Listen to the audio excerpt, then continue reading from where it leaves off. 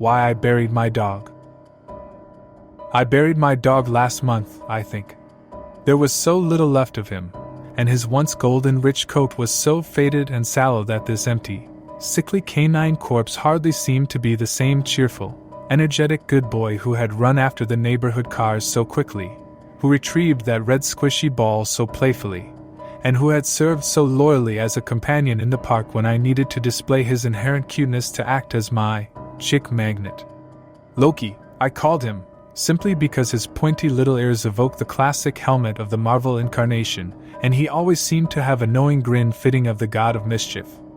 It was not a name selected, I must emphasize, with any idea of the hell his death would send me to, or that from his depth I would be tormented by my own personal Jormungandr. I awoke that morning with an odd, undefined sense of dread. It was the sound of silence that stirred me out of gray, troubling dreams. There was none of Loki's jubilant, early morning barking, nor his hungry scratching at my door, and the pitter-patter of his padded paws could not be heard. I sensed intuitively that something was wrong. There was a draft in the house, and I came down to find the front door open. I cursed in incredulity. I always locked up. But somehow the door was open and the dog got out. Imagine my shock when I stepped onto the front lawn, looking for my missing dog, and found that emaciated, discolored corpse waiting for me. My throat sunk into my intestines as I looked at that dead lump of sickly flesh that had once been my best friend. I turned pale in shock. My skin felt tight and cold, and my jaw gaped open.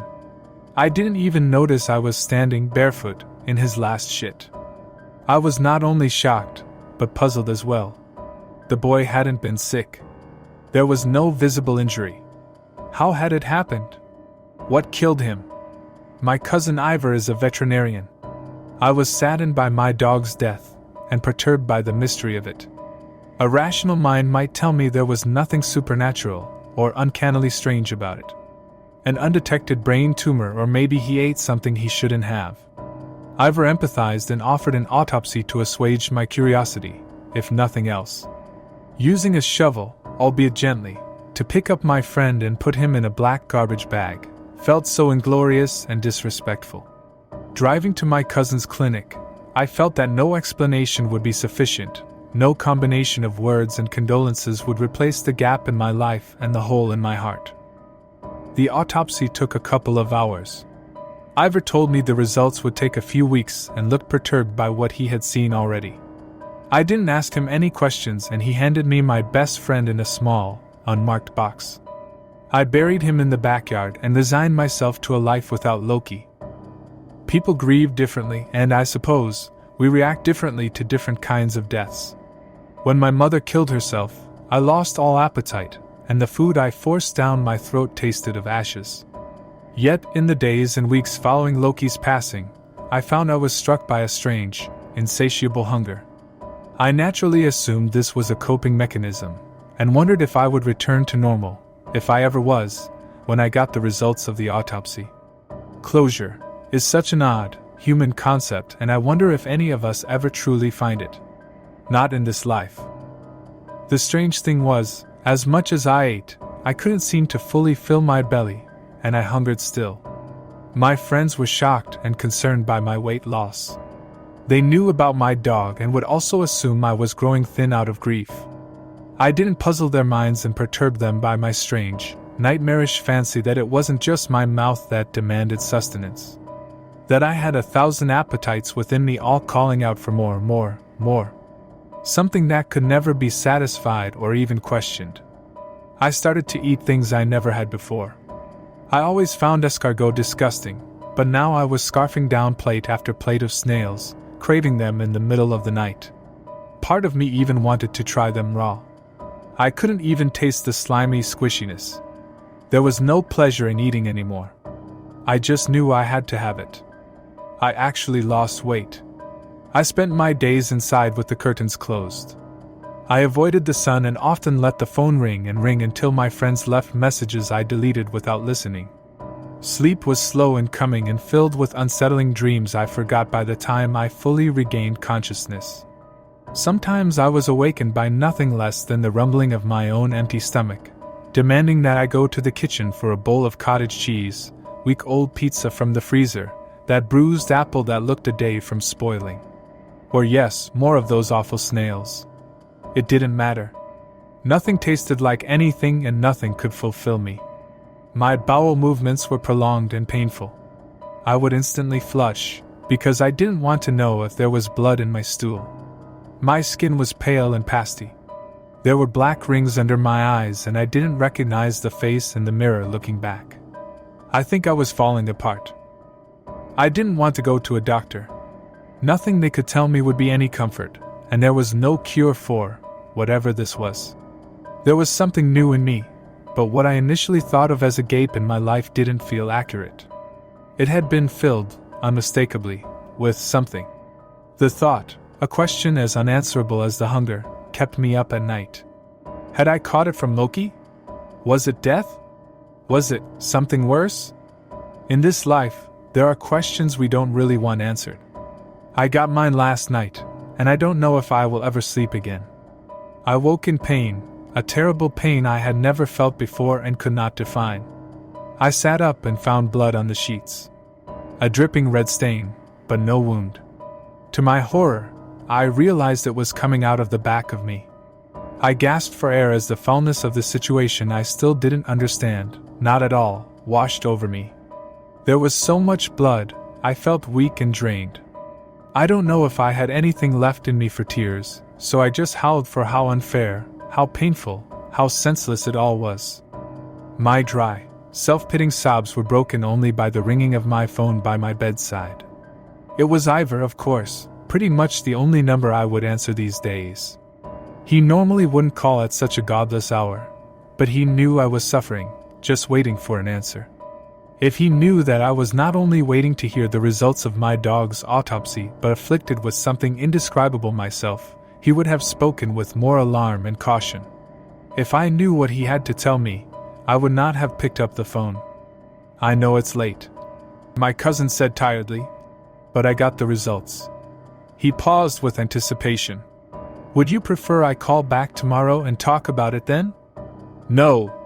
I snapped quickly, perhaps louder than I should. I took a breath and tried to calm. I'm sorry, I'd just like to know now. Please. Yeah. He responded agreeably. He had no idea what I had been going through. He hadn't seen me since the day I dropped off my dog. It turns out, Loki had parasites. Parasites?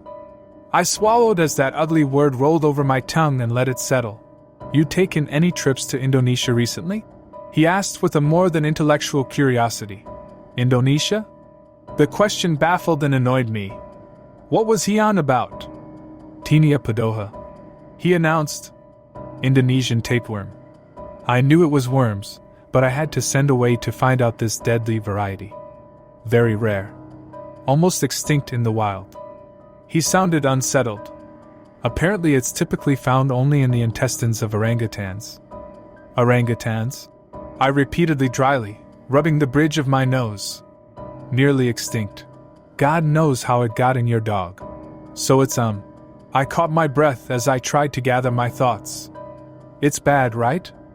Haven't been many studies, he admitted.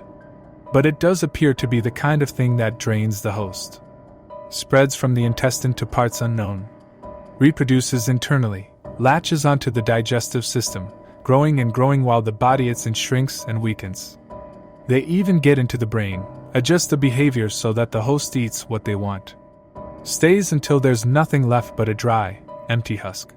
I felt a chill come over me. I could barely ask this next question, but I had to know. How? I took moment. How do they spread? You have to eat the host or what? That's one way. Or you could step in the host's feces. That's where they lay their eggs. That was it then. I had forgotten all about that detail, which at the time I thought was just a gross little annoyance of a day of tragedy. I was more concerned with laying my dog to rest than washing my feet. Now I knew that one misstep I had blocked out of my memory as soon as I was clean had damned me. I dropped the phone without thanking my cousin or saying goodbye. I was so beyond such niceties now. I didn't even care that my screen cracked on the hard wooden floor. I didn't care about any of that anymore. I wanted to withdraw from this foul world. I wanted to be alone. But I wasn't. No sooner had the phone dropped than I was struck with a sharp, searing pain in my backside. It was like I was being torn apart. My insides were on fire. I ran to the restroom, even though I knew it was futile to try to drain this evil out of me. I sat there for hours, dry sobbing and hoping for some relief that wouldn't come. Then I heard it. A faint sound coming from within myself. It started with a strange hiss, like steam escaping, then it started to talk. "He's right, you know." Came an uncanny, high-pitched voice I could only describe as inhuman. "We are inside you, and we're not going anywhere. We like it in here, crawling around, eating what you eat, draining you from within, making our home here. It's not just your intestines. We're all over. We'll be in your brain soon. You won't be able to think for yourself. You'll just be a vessel. You will waste away while we grow stronger in legion." Then I felt a squiggling come out of me. I jumped up in shock and was more disgusted than I had ever been in my life when I looked in the mirror and saw the king worm, thin and slimy, poking out to taunt me. I will never forget its beady little eyes or sharp fangs as it grinned and told me, "So eat hearty," before withdrawing back into my bowels. I don't know how much time I have left. I don't care. My thoughts are getting hazy. All I do now in my last days is eat and eat, feeding those monsters inside me. It won't be long soon. When they crawl into my brain, I hope they make me okay with it. I am their slave, but maybe my horror will fade into complacency as I am eaten alive from within. They will leave me an empty shell like the last time I saw my dog, if it was even him anymore. Until then, I am in hell, where the worm does not die.